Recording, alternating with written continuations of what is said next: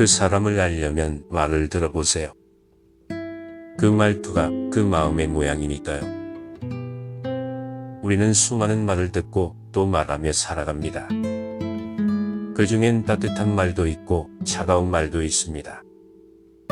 하지만 어떤 말은요, 그 자체로 사람의 마음을 찌릅니다. 그리고 때로는 그 말 한마디가 사람과 사람 사이의 거리를 결정짓기도 하죠. 나는 그냥 솔직해서 그래. 그걸 꼭 말로 해야 하나? 다 널 위해서 하는 말이야. 이런 말을 들을 때면 이상하게 마음이 불편합니다. 왜일까요? 그 말이 솔직함을 가장한 칼날이기 때문이고 사랑을 가장한 통제이기 때문입니다. 부처님께서는 말씀하셨습니다. 말은 업을 낳고 그 업은 삶을 만든다.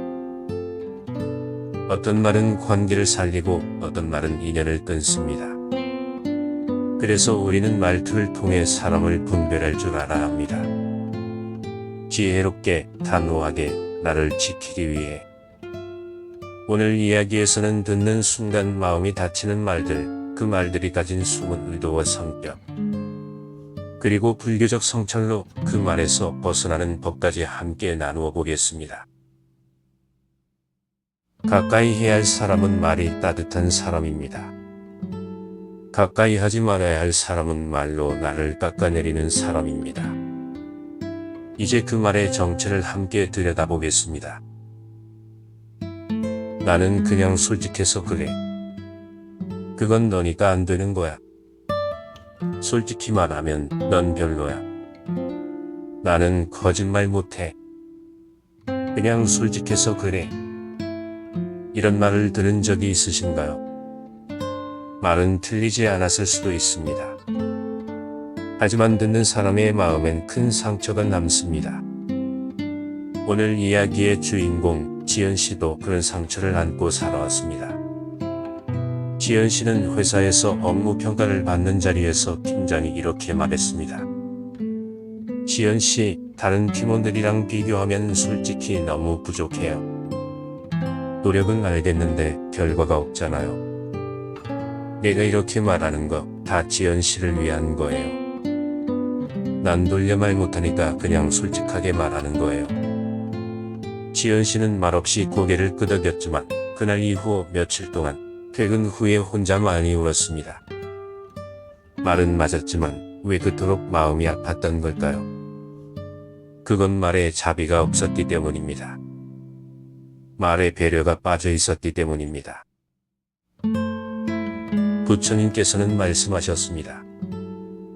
올바른 말은 진실하고 유익하며 때를 알아 말하는 것이다.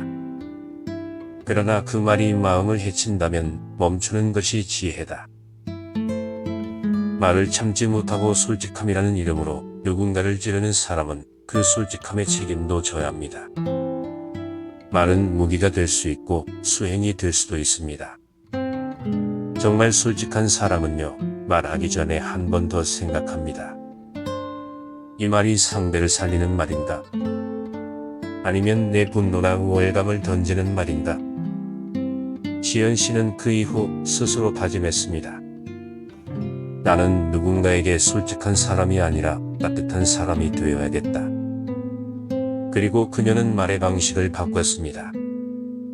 비판이 필요할 때도 배려의 옷을 입혀서 말하는 법을 배웠습니다. 진실을 말하되 상처 주지 않고, 솔직하되 따뜻함을 잃지 않고, 그것이 우리가 지켜야 할 언어의 품격입니다. 그 사람의 말이 솔직하다는 이유로 당신을 다치게 한다면 그 관계는 다시 생각해 봐야 합니다. 솔직함은 미덕이지만 자비 없는 솔직함은 폭력이 되기도 합니다. 말은 솔직함을 가장할 수 있고 그 솔직함이 누군가의 마음을 깊이 찌를 수도 있다는 걸 우리는 방금 지연씨의 이야기를 통해 보았습니다. 그런데요, 말은 때로 하지 않은 말로도 사람의 마음을 조종합니다. 무심한 듯 막말도 하지 않지만 그 침묵 속에 담긴 감정은 무거운 돌처럼 마음을 짓누르죠. 그걸 꼭 말로 해야 하나? 내가 뭘 잘못했는지도 모르겠어.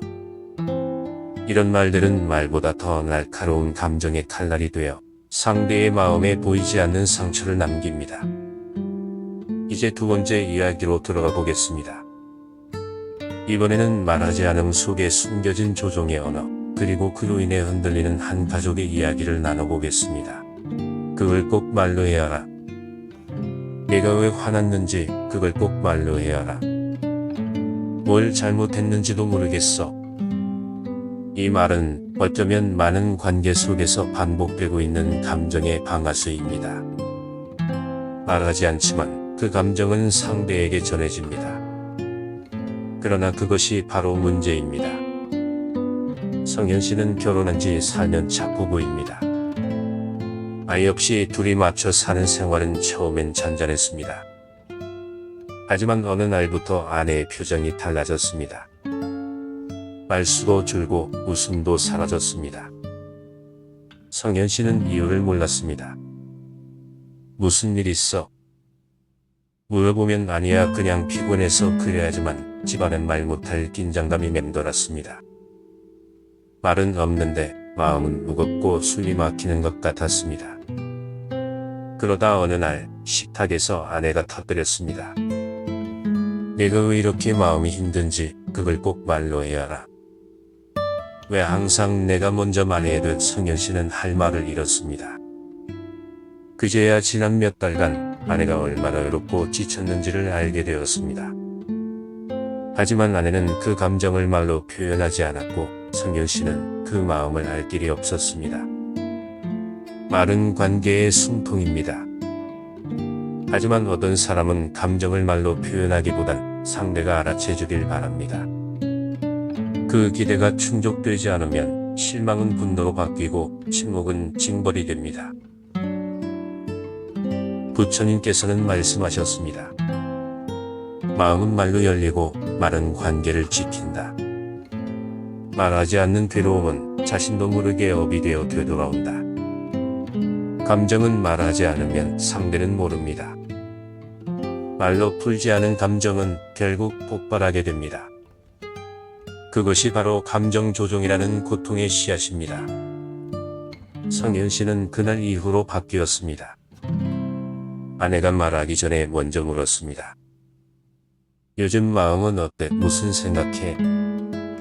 아내는 처음엔 경계했지만 조금씩 마음을 열었습니다. 그리고 두 사람은 서로의 감정을 말로 나누는 연습을 시작했습니다. 말은 때로 감정을 지키는 유일한 다리입니다. 말하지 않음이 지혜가 될 수도 있지만 감정을 무기로 쓰는 침묵은 결국 마음을 병들게 합니다. 그걸 꼭 말로 해야 하라.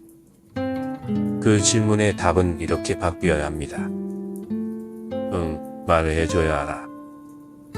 그래야 너의 마음을 지킬 수 있으니까. 말하지 않는 감정은 결국 상대의 마음을 무겁게 하고 그 침묵은 어느새 상처로 변해갑니다.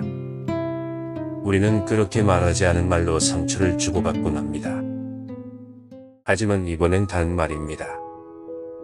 이제는 감정이 아닌 책임을 전가하는 말입니다. 무슨 일이든 문제가 생기면 늘 다 너 때문이야. 그건 내가 제대로 못해서 그런 거잖아. 라는 말로 상대를 몰아붙이는 사람들이 있죠. 그 사람들은 늘 자신은 옳고 상대는 틀렸다는 확신 속에 살아갑니다. 그리고 그런 말들은 오랜 관계 속에서 천천히 사람을 무너지게 합니다. 이제 세 번째 이야기로 들어가 보겠습니다. 책임을 전가하는 말, 그 말 속에 숨겨진 불안과 이기심, 그리고 그 말에 지친 한 남자의 이야기입니다. 다 내 잘못이야. 그래서 결국 이게 다 내 잘못이라는 거야. 그때 너만 제대로 했으면 이런 일 없었어.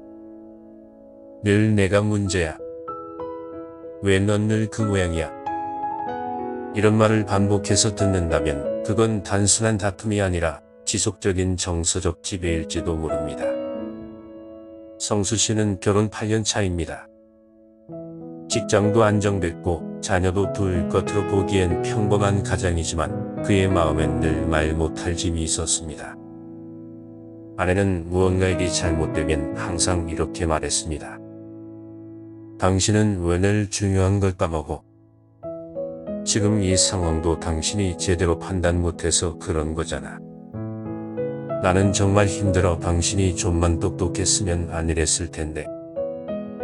성수 씨는 처음엔 반박도 해보고 설명도 해보려 했습니다. 하지만 돌아오는 건 더 큰 말폭탄뿐이었습니다. 어느 순간 그는 입을 다물었습니다. 그냥 내가 잘못했어라고 말하며 상황을 넘겼습니다. 그런데 이상하게도 사과를 해도 상황은 나아지지 않았습니다. 오히려 더 자주, 더 세게 다 내 잘못이야라는 말을 듣게 되었습니다. 부처님께서는 말씀하셨습니다. 비난은 화살과 같아 마음 깊숙이 박힌다. 그 화살은 피로 물들고 관계는 상처로 물든다. 책임을 전가하는 말은 자신의 두려움과 불안을 감추기 위해 상대를 탓하는 방식입니다. 말은 겉으론 강하게 들리지만 사실은 나는 책임지기 싫어라는 고백과도 같습니다. 성수 씨는 어느 날 아이 앞에서 이런 말을 들었습니다. 너희 아빠는 뭐 하나 제대로 하는 게 없어. 그날 성수 씨는 처음으로 말했습니다. 이제 그만해. 아이 앞에서 이런 말 하지 마. 아내는 놀란 듯 잠시 멈췄지만 성수 씨는 처음으로 자신의 마음을 말했습니다. 나도 부족해. 하지만 매번 탓만 받으면 이 집에서, 이 가족에서 내 자리는 어디야? 그날 이후 부부는 상담을 받기 시작했습니다. 그 관계가 완전히 회복되진 않았지만 적어도 성수 씨는 더 이상 모든 게 내 탓이라며 침묵하지 않았습니다. 책임은 나눠지는 것이고 비난은 말의 칼날입니다. 늘 당신에게 책임을 전가하는 사람, 그 말에 지치고 있다면 당신은 그 관계를 돌아볼 때입니다. 진정한 관계는 누구 탓이 아니라 어떻게 함께 해결할 수 있을까를 함께 고민하는 관계입니다. 말은 책임을 미룰 수도 있고 누군가의 마음을 무겁게 짓눌러버릴 수도 있습니다.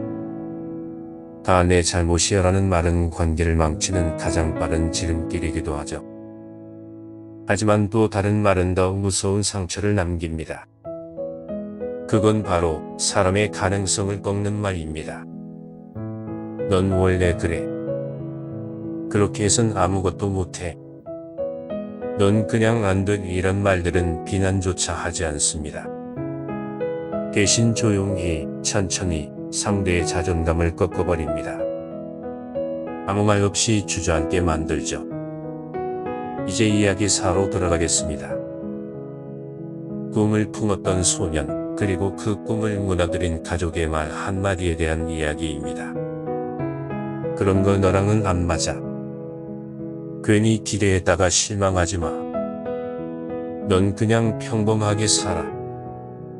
지화는 어릴 적부터 그림 그리기를 좋아했습니다.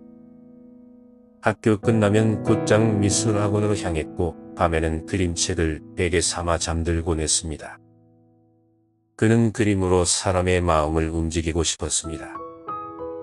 그게 그의 꿈이었고 세상을 바라보는 창이었습니다. 하지만 중학교 때 어머니가 지환의 스케치북을 보며 한마디 했습니다. 이게 뭐냐? 이런 걸로 돈을 벌 수 있겠어? 현실 좀 봐. 공부나 제대로 해. 그날 이후 지환은 몰래 그림을 그리기 시작했습니다. 그러다 고등학교 진학 상담날 미술과 진학을 희망한다고 말하자 아버지는 단호하게 말했습니다. 넌 원래 그런 거랑 안 맞아. 그냥 내 수준에 맞게 살아. 넌 창의적인 애가 아니야. 그 말은 그날 밤 지환의 펜을 꺾었습니다. 정말 펜을 꺾고 스케치북을 찢었습니다. 그리고 그 후로 한 번도 그림을 그리지 않았습니다. 부처님께서는 말씀하셨습니다. 마른 씨앗과 같으니 그대가 뿌린 대로 거두게 될 것이다. 남의 마음에 부정의 씨앗을 뿌리지 말라. 그 마음은 그대가 아는 것보다 더 깊다. 누군가에게 넌 안 되라고 말하는 건 그 사람의 가능성을, 정체성을 부정하는 일입니다. 특히 그 말이 가장 가까운 사람에게서 나온 것이라면 그 상처는 더 깊고 오래갑니다. 지화는 결국 대학에서 전공도 바꿨고 미술과는 전혀 상관없는 일을 하며 지내고 있습니다. 겉으론 잘 살고 있어 보이지만 가끔 지나가는 전시회 포스터를 보면 말없이 그 앞에 서 있습니다. 마음속 깊은 곳엔 아직 어린 시절의 꿈이 꺾인 펜과 함께 남아있기 때문입니다. 말이 마음을 만들고 길을 연다. 우리는 누군가의 믿음이 될 수도 있고 장애물이 될 수도 있습니다. 그리고 그것은 언제나 말 한마디에서 시작됩니다. 지금 당신 곁에 있는 사람, 그 사람이 당신의 말로 인해 움츠러들고 있진 않나요? 혹은 당신이 오래전 들었던 넌 안 되라는 말 때문에 아직도 한 발 내딛지 못하고 있진 않나요? 부처님은 말씀하셨습니다. 그대는 생각보다 강하고 말보다 넓은 가능성을 가진 존재다. 그러니 말해줘야 합니다. 넌 할 수 있어. 지금도 충분히 괜찮아. 내가 원하는 길을 가. 그 말이 누군가의 꺾인 삶을 다시 일으켜 세울 수 있습니다. 우리는 말로 관계를 시작하고 말로 사람을 위로하며 때론 말로 사람의 마음을 꺾기도 합니다. 넌 안 돼. 다 내 잘못이야. 그걸 꼭 말로 해야 알아. 내가 솔직해서 그래. 이런 말들은 때로 사람의 가능성을 꺾고 자존감을 흔들고 관계를 지치게 만듭니다. 하지만 우리에겐 다시 말로 치유하고 말로 다시 길을 만들 수 있는 힘도 있습니다. 유재석과 이적이 함께 부른 노래 말하는 대로에는 이런 가사가 있습니다. 말하는 대로 될 수 있다고 될 수 있다고 그대 믿는다면. 말의 힘을 가장 따뜻하게 풀어낸 노래입니다. 우리가 내뱉는 말 한마디가 누군가의 하루가 될 수도 있고 그 사람의 인생 방향을 바꿀 수도 있다는 걸 잊지 말아야 합니다.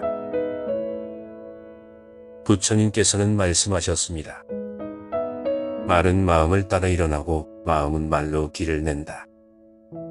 그러니 우리는 비난보다는 격려를, 침묵보다는 공감의 시선을, 책임 전가보다는 함께 짊어질 마음을 전할 수 있어야 합니다.